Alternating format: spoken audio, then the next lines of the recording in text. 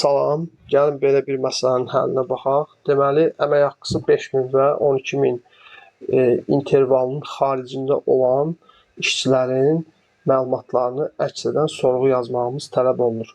Sorğu aşağıdakı şəkildə yazılacaq. Select last name salary